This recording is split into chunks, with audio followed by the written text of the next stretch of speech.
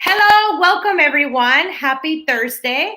I am streaming from Los Angeles and I am very excited today to be talking to someone that I know now for a couple of years that sometimes we don't see eye to eye, but today we're going to have a conversation about Los Angeles city budget projected for 2021.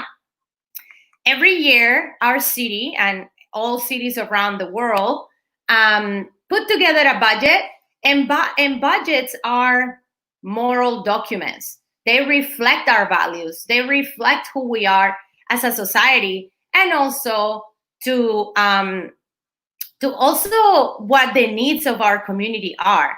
But this year's budget in Los Angeles has been a little different, and it has created a movement around our city of folks that are advocating for a people's budget, because simply our budget right now is we'll get to talk to Jack. Why don't we just bring Jack right now to talk to us more about the city budget?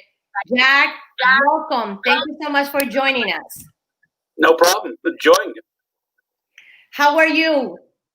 Well, I'm not too bad. I'm safe and sound. I'm on the East Coast, away from all the hustle and bustle of Los Angeles, on the beach. Life's very good. Beautiful. So I wanted to invite you. You and I met actually a couple of years ago. Well, I was, organizer for the Sierra Club. Also, when I became a commissioner for the Department of Water and Power. So tell us a little bit about your role as an advocate and what you also do for at DWP. Well, a number of years ago, I became involved with the Department of Water and Power because I was interested in their pension problems. And I went down to the Department of Water and Power for a neighborhood council meeting. And I asked the chief financial officer at the time about his pension problems. And he said, well, we don't have any pension problems. I said, well, oh, yes, you do. You obviously haven't read footnotes 11 and 12 in your financial reports. And I had been an investment banker. I was used to reading financial statements and things like that. And as a result, a bunch of these crazy people from the neighborhood councils came up and said, would you help us? And as a result of a variety of things, I became interested in the rate increases that the department had, just the general economics, annual reports, and one thing led to another. Then after a while, I became interested in the city's budget and its finances, and just have been commenting upon those also. Actually, for the last probably year, it's been more the city as opposed to the department, because I think the department, in part because of you, is a lot more transparent than it used to be. Simple as that. So, but the city's budget is an absolute mess. And the reason for it is that, I mean, you mentioned the people's budget, and people are going bananas because of all the money that's going to the cops. Well, the reason for that is that the city council, the Mayor Garcetti, and the city and the employee executive committee agreed to these budget busting contracts that blew a massive hole in the budget. To give you an example, at the end of last year, we had a balanced budget, and the next 4 years showed that we didn't have a structural deficit. That means they were looking at surpluses for the next 4 years. As a result of these contracts, the budget for this year is $200 million in the red, maybe $150 to $200 million in the red. And then, for the next 4 years, as opposed to being up 200 million, we're going to be down about $1.3 billion, $1.4 billion. So you have nothing but red ink here because of these contracts that were entered into. Then, then the virus came along, and that's compounding the problem. But, we still started off with a mess. The city is going out there, and they refuse to talk about how they screwed up how they screwed up on the contracts that are just ripping a huge hole in the budget. I think the police are getting raises of I forget what it is, probably 4 or 5%. I think that when you really figure everything in, there was an interesting article in the LA Times about it. And these are just built in. I mean, the people's budget. And I don't agree with a lot of what they're saying. Like you and I talked about, sometimes we are at odds ends on various points of view. I don't necessarily agree with them, but one thing I do agree with is that there needs to be transparency into the budget process. They just can't dump a big budget busting raise for the cops and the firefighters on us at the last moment, and then refuse to discuss it. I mean, our friend Paul Koretz, who run the personnel committee, just basically didn't discuss it. He just buried it and pushed it onto the council. It's a disgrace. So, Jack, I have a question for you before we dive in more on like this budget as is. How do you became? Tell us a little bit about what a city budget advocate does. Like, how do one can become a city? But I think a lot of the people that are watching right now have no idea that this is actually an option for anyone in our community, or that even this piece in our in our government like exists. So can you tell us what is a budget advocate, and how do you become a budget advocate? Because you have been a budget advocate for a really long time. Yeah. Well, there's a couple things there. First of all, the city has what they call neighborhood councils, and there are about, I think, 99 of them around the city. And so the first thing, if you want to become a budget representative or a budget advocate, you need to be involved with your neighborhood council. That doesn't mean you necessarily have to be a director or a member of the board, just as long as you have. Just as long as you are working with the neighborhood council. What each neighborhood council is supposed to do is nominate 2 budget representatives, and those 2 budget representatives then get together, and we're going to be doing it on, I think, June 27th and June 28th, where we have 12 regions, and the budget advocates for each of the budget representatives for each region then elect 3 budget advocates. Now, the budget advocates is we meet twice a month, first Monday of the month and the third Saturday. We expect you to work. Working meaning that you have to analyze. You just have to analyze various departments. Throughout the year, we go through and interview most of the departments. Obviously, some departments are better than others, and then we write a white paper, which it basically consists of 2 things. One is an overview of the budget, and the second part is reports on the individual departments. Our overview of the budget was basically what we've been talking about, and our recommendation was something what we call radical transparency. You can't enter into labor negotiations should be open and transparent. The city can't enter into budget arrangements that create a deficit. We want to know a little bit more about the pensions. We want to know a little bit more about the infrastructure. We want to know how resources are allocated. And it does take a lot of work, and it does take a lot of time. And if people have been elected as budget advocates, and if they don't show up, we kick them off. Right. We want it's a very time-consuming thing. Now, I think we have a pretty decent organization. A woman named Carol Newman is basically running it. I'm the co-chair, but I'm more the mouthpiece than I am the administrator of it. I'm an organizational disaster area, but Carol sort of keeps us all, moving forward, making sure people are doing what they're supposed to be doing. But it's if you're into this, it's a lot of fun. And one of the benefits that I had is every year although we probably won't have this year, the neighborhood councils, they have a congress of neighborhood councils.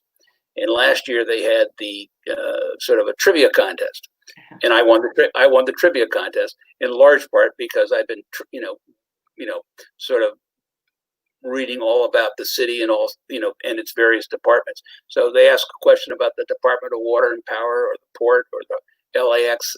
I know those things. So I think I might have got a coffee cup as a reward, but that's okay. Do budget advocates need to know a lot about finances and numbers, or can it just be anyone that is interested in learning more about becoming a city budget advocate? Probably both. It is one of the shortfalls that we've had is there's not a lot of people that have the analytical skills, if you will, the financial analytical skills. Mhm. And not everybody has to have that. I mean, there's a lot of value judgments that go into making a budget. You talked about, the budget reflects our values. I made the snide comment that, yeah, it does reflect our values, and that we're a bunch, the people at City Hall are a bunch of financially irresponsible people who, just People. running deficit. That's me being a wise guy. But I think we're oh, there's your chart. So, I think we're in a situation where, yes, it helps to have some facility with the numbers, to be able to go into the budget and, outline what's happened over the last 3 or 4 or 5 years on a spreadsheet. Uh-huh. But the thing is you got to understand where the money's going and where it's coming from. Absolutely. And on that note, I wanted to show I want to show the budget, and I think on Instagram people can see it already. But I wanted to share like the latest budget that we have as per today, and I think with some folks can see it. Let me see if I can, in my attempt to share my screen, you all bear with me. Bear with me because I have this. So this is the current proposed budget that we're having in 2021. So let's talk about this budget, Jack. So I think folks on Instagram can see it, and folks on YouTube, on Twitter, on Facebook, Twitch, they can also see it. Why is it that 70.3% of our budget is going to the police and to a little piece to the fire department?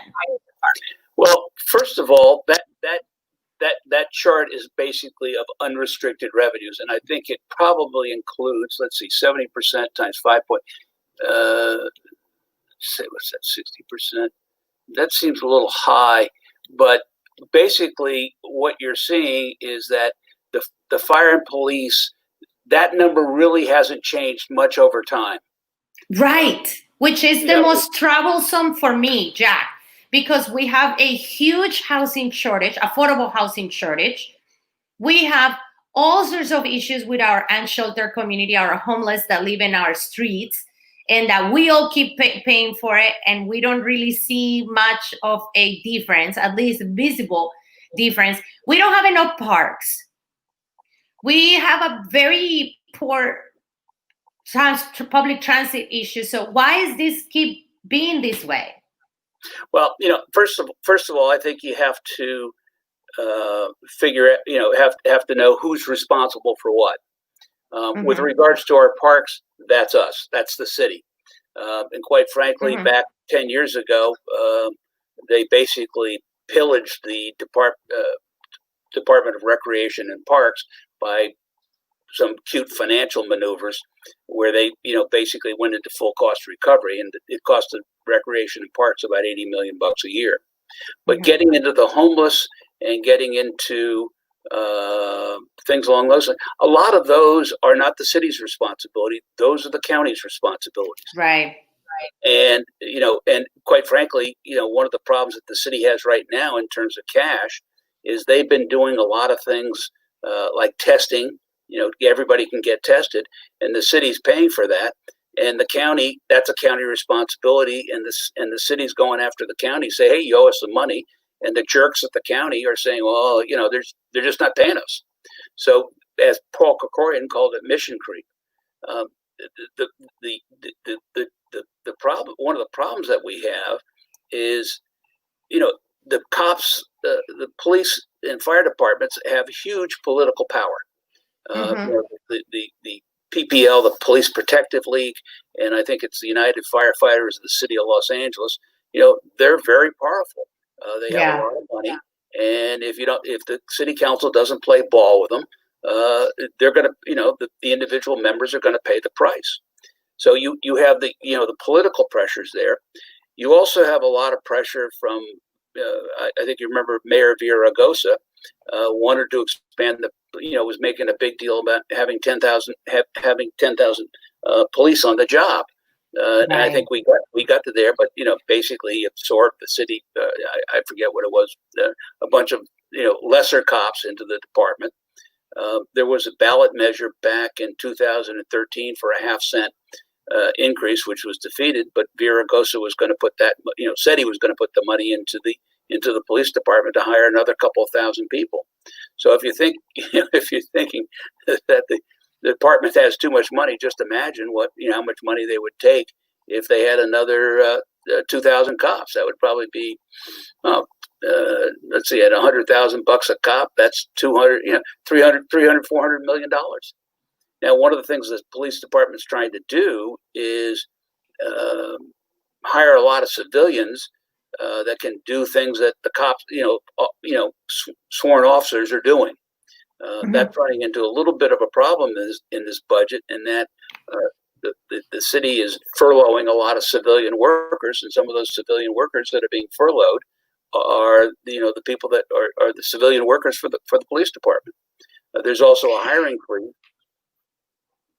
Yeah, so again, if when we see more city services being cut off or cut down, when we see that we don't have enough parks in our communities and other things, someone is asking in the comments, how do we change the budget?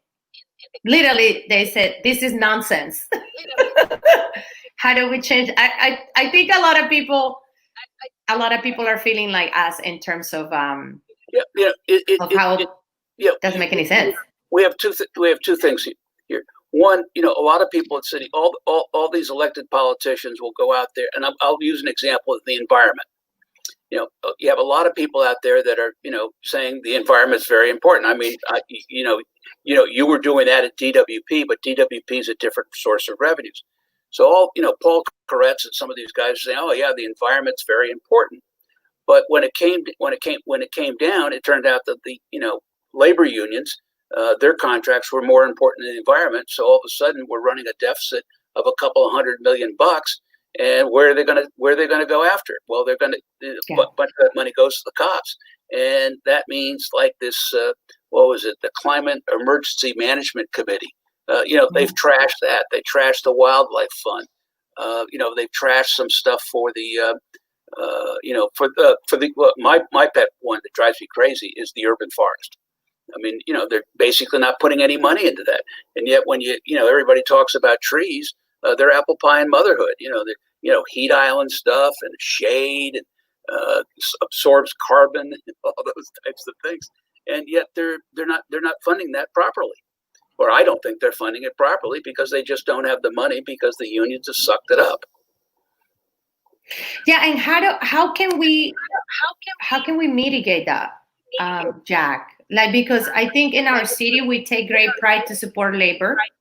That we really want to, that labor really helps our economy, because if people earn more, they can spend more and such. So how are we going to make sure that we are financially responsible or fiscally responsible, and also support labor? I mean, this is not the only tension. I see this tension in other places.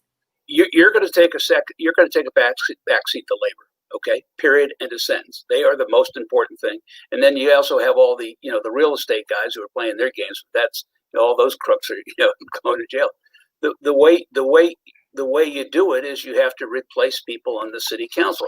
Like for example, we should have elected you to the city council, to replace Herb Wesson. But when you ran against a person, Mark Ridley Thomas, who's part of the machine. He went out and raised, I don't know, he raised a lot of dough. $500,000 he raised. I raised $100,000. He raised $500,000. Yeah, and as we talked about, I mean, I thought about running for the city council, and I was a chicken. I take my hat off to you. But you started out late. You raised some decent money. You got some pretty good publicity, but you're fighting the machine, and and that's very tough. So how do you go out there and get people who are willing to raise hell and say no to the unions? And if you do, then they're going to if you go against the unions, they're going to go against you. And let me give you an example. Chief Bernard Parks, who was on the city council, was going to run for county supervisor against your good friend Mark Ridley Thomas. Well, Chief Parks had done something where he wanted pension reform or something he wanted some pension reform, and the unions just thought, this was just something they didn't want to hear, and the SEIU spent $8 million electing Mark Ridley Thomas, and he plays ball with the unions. Oh, absolutely. By no means. I think our elected officials is a real challenge because of the money in politics. I think you're really voicing something, and look how the money in politics is also reflected in our budget.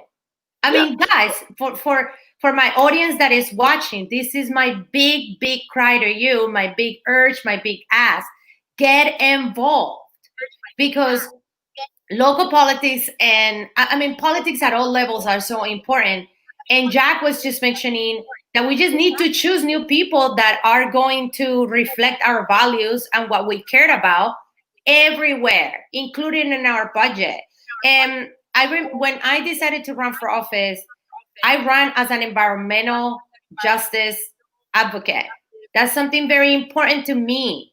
And when I was a commissioner at DWP, sometimes you and I wouldn't see eye to eye because I was much invested, to support our environment. The fact that we are divesting more from fossil fuel is because of that.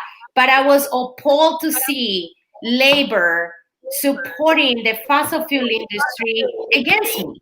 They spent a pretty good chunk of money against me on mailers and stuff like that. So, one avenue you mentioned earlier is to become a budget advocate, elect new people. What else can we do so this budget doesn't continue growing for services that are necessary but are not the only services that we need? We need parts. We need fix our streets. We need lighting. We need to modernize our infrastructure. So how are we going to do that? Well, there's a couple things there. Are you going to go out there and raise taxes? I used to go after you when you were in the Department of Water and Power. You were going out there and you wanted to green everything, and you were driving me crazy. You were driving me nuts. And and every time, what would I do is say, what's going to be the impact on the ratepayers? Well, right. The same thing applies to the city. Is that will the electorate will the voters approve new taxes? Well, I think people are sort of exhausted with all these new taxes. And from my perspective, the only thing that these jokers downtown understand is money. And cash is the ultimate aphrodisiac for these politicians, whether it's in their campaign funds or whether it's into the city coffers that they can then spend accordingly. And, so for example, back in 2013, we defeated the Proposition A, 55-45 or 45-55, the way you count it, despite the union spending a potload of money. Now, part of that was because people were, just didn't want to spend the money. And I think there was a Via Ragosa element to that, and that people didn't particularly, trust him. But, the only thing that these guys understand is cash. And if they don't have the cash, that's the way you're going to do it. So, I'm probably, what I'm going to say probably isn't going to be real, is not your audience, but we have the split roll. We have the split roll coming up in November ballot, which would, basically increase taxes by $12 billion on commercial and industrial real estate, by amending Proposition 13. I happen to be a big believer in Proposition 13 because it's the only thing that, we're the highest tax state in the country other than our real estate. It's crazy how much we pay taxes in California. Pardon? We pay a lot of taxes in California. In fact, I was reading an article that a lot of people are leaving because of that reason. Oh, it's not only people, it's businesses. I speak from it's not only the taxes, but it's the regulation. we had a business here in LA, in California, and we ended up moving a lot of people out of state just because people worked harder, and and you had all the regulations, and you couldn't go to the bathroom without talking to these people down. They're gonna, they'd fine you for something like that.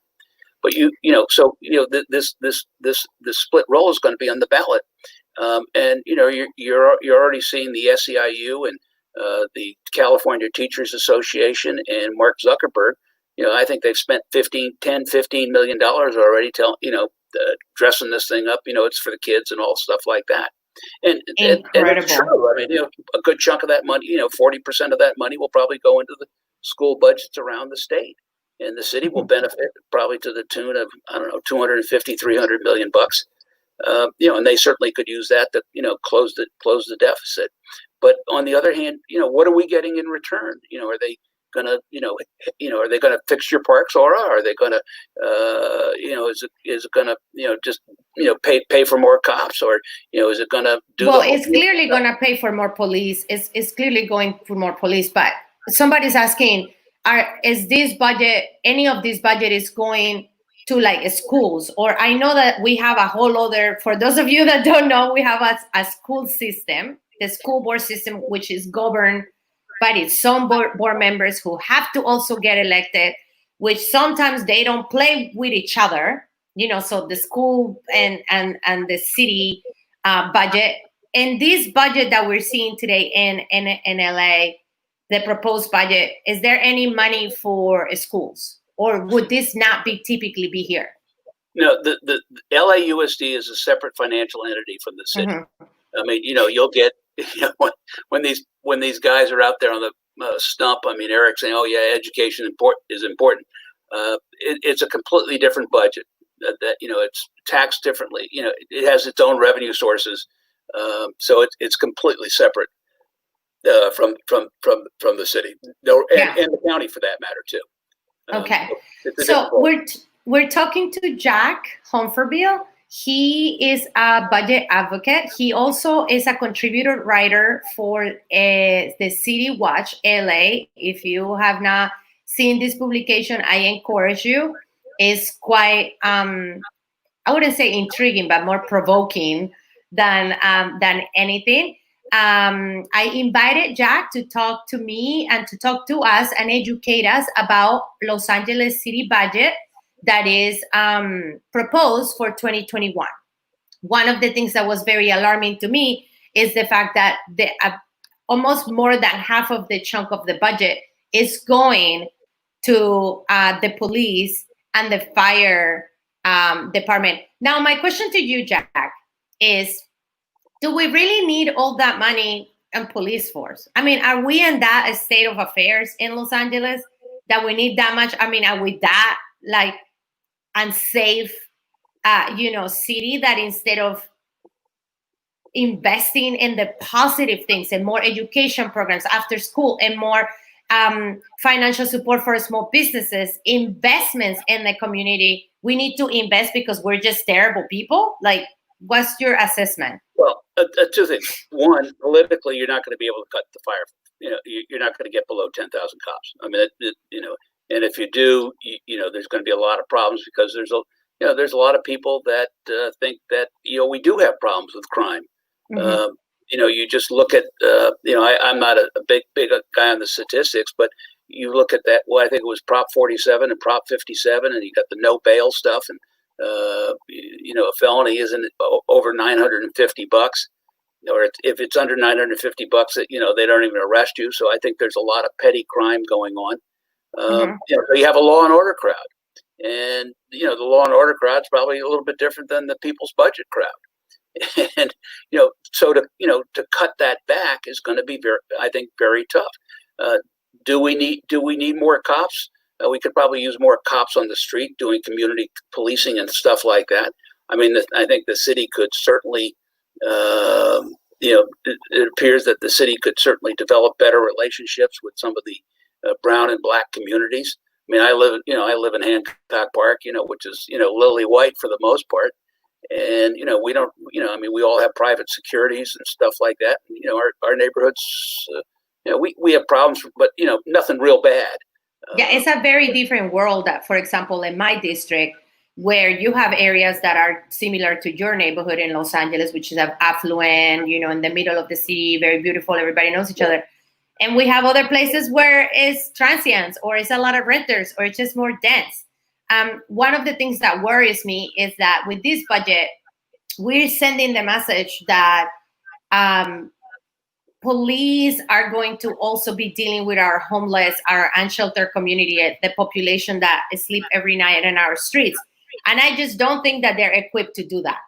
I don't believe that they do a good job. Our homeless community are a very special, not homogeneous community, that some of them have mental illness, some of them have issues with drug abuse, some of them have just deep trauma.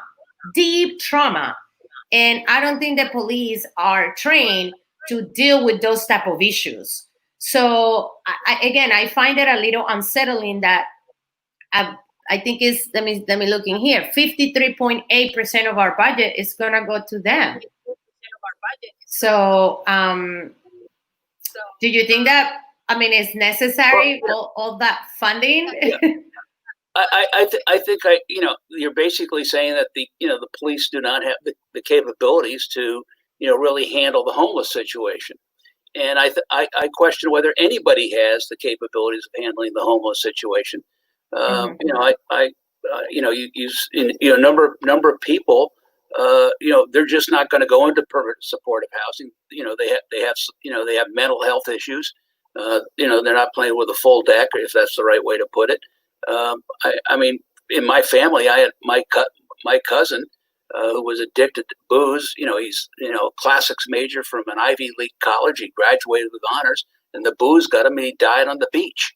And you couldn't, and he came from a wealthy family, and they could, they sent him to all the best bins in the world, help places, Betty Ford, all those types of goodies.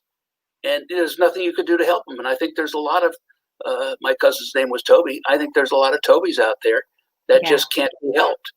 And you have, you just can't go down there and toss them in the clink or hose them down or do whatever it is.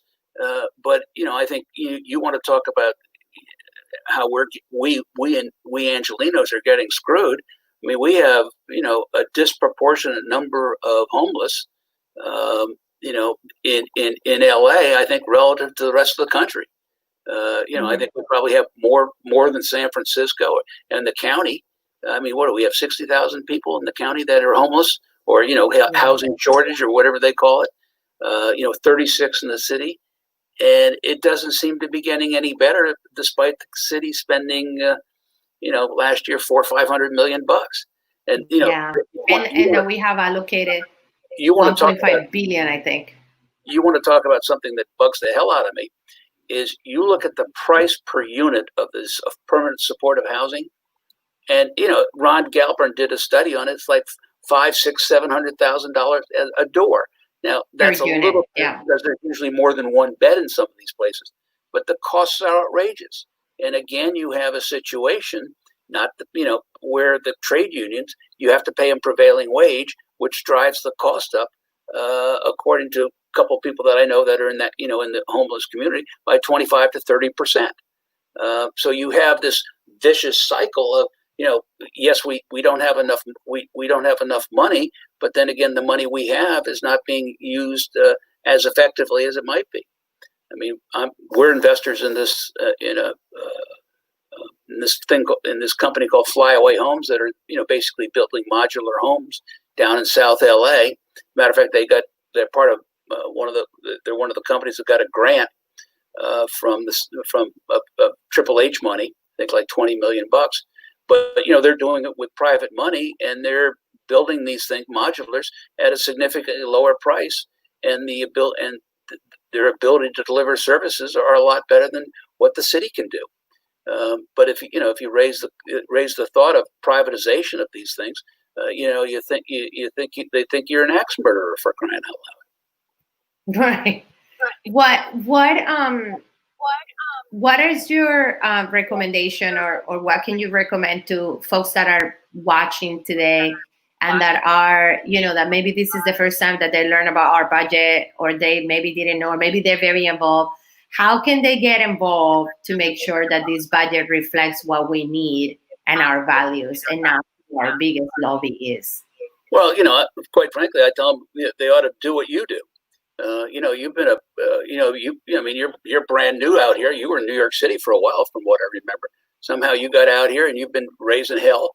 You got yourself on the Department of Water and Power Board for whatever it is, and maybe you're the exception because you just got a lot of energy. For normal people, not to say that you're not normal, Laura, but for normal people, get involved with your neighborhood councils. You get involved with your homeowner situation. Get involved with your church where they're active in things. But the neighborhood councils. I mean, yes, they're okay. They're okay, but they take a lot of work. And in very many ways, no matter who you're dealing with at City Hall, it's pushing water uphill. You are to a certain extent fighting the machine. And I mean, I looked at this people's budget, and these. I was listening to the budget hearings and the public comment.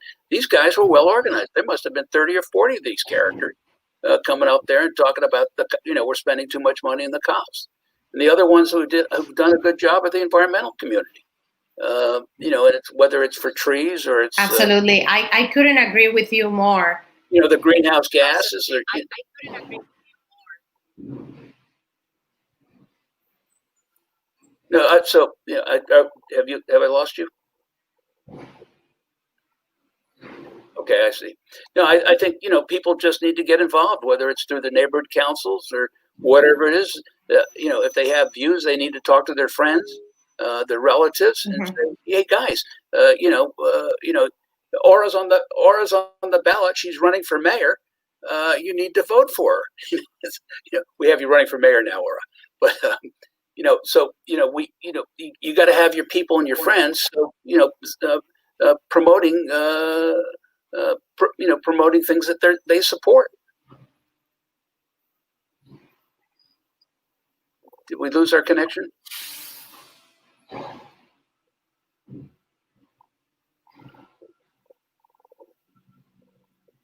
Can you see me? No, I can hear you and I can see you here.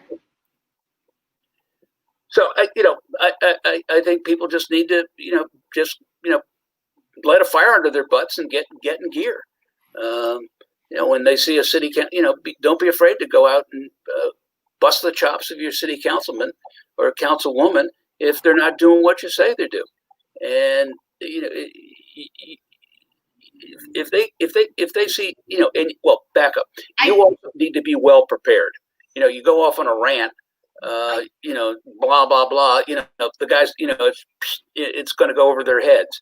But if you've done your homework and you're concise and thoughtful and don't call the guy a jerk, although he may be, you got to have your act together.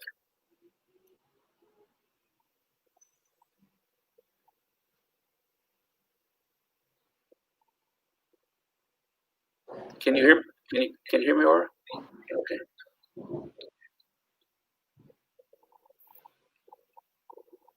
I don't know if we have a delay or not. There's a little bit of a delay. People are mentioning too, but I think to recap, what you're asking us to do is you got to get involved. You got to go talk to your city council member. Yeah, I can hear you fine. You got to go talk to your city council member and make sure that they know who you are. There's a lot of my friends and followers out there that still don't know who their city council member is. You have to advocate for something better. And also, you have to make sure that you raise hell. And I am all for that. And for all of it. There's only so many people that can be organizers. All right, you're an organizer. You got to go out there and get your friends, and your friends need to say, "Hey, Aura, how can I help?" And, it might be, picking up the phone or sending an email to the councilman. They don't have to necessarily be out there in the front lines, with the pitchforks and the torches and things along those lines. But if you can build a coalition, a group of people that, whether it's for your neighborhood or whether it's for your council district, your neighborhood council, that you can be heard, and there's strength in numbers. Absolutely, absolutely. And go ahead, sorry. No, I'm all set.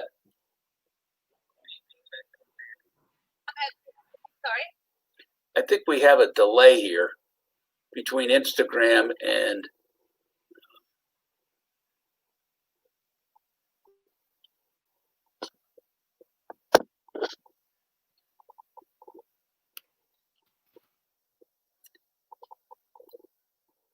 I don't know. Something's going wrong. Mhm. Laura, can you hear me?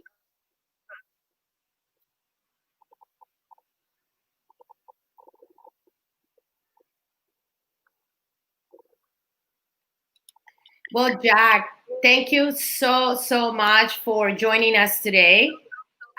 It's been a pleasure. And as I said, one of the organizing principles that I often say or talk about is no permanent allies, no permanent enemies.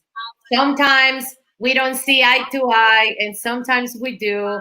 And this is one of those times when we can actually agree and to say that we deserve a better budget in Los Angeles, that we deserve the things that we need, and that this budget should reflect who we are and not just who the biggest lobby of the city is. Yeah, we are not the machine. This budget should be for Angelinos, not the machine. Okay, so this is the final hour. Thank you so much again for joining me, and we will speak to you very soon. Look forward to it. Bye, Jack. Bye bye.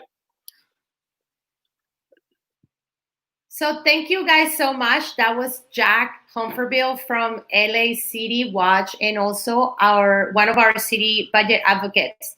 If this is resonating with you, please share it with your friends and share it with your networks, and let them know that there is a space where we can all learn, have a dialogue, and also take action. If you want to be on the mailing list so that you can get reminders about when we're going live, you can go to my website, to aurea2020.com/get involved. And more importantly, guys, we need to all get involved. This is extremely important. We need to fight corruption, the money in politics, and build more community, especially after these COVID-19 times. We have to make sure that we're all working together towards the things that we want for our city and for our community and for our families as well. So thank you so much for joining me today. And again, the conversation is always better on social media. So if you guys want to continue the conversation there, I'm all ears. I appreciate your time, and we will talk very soon. Bye-bye.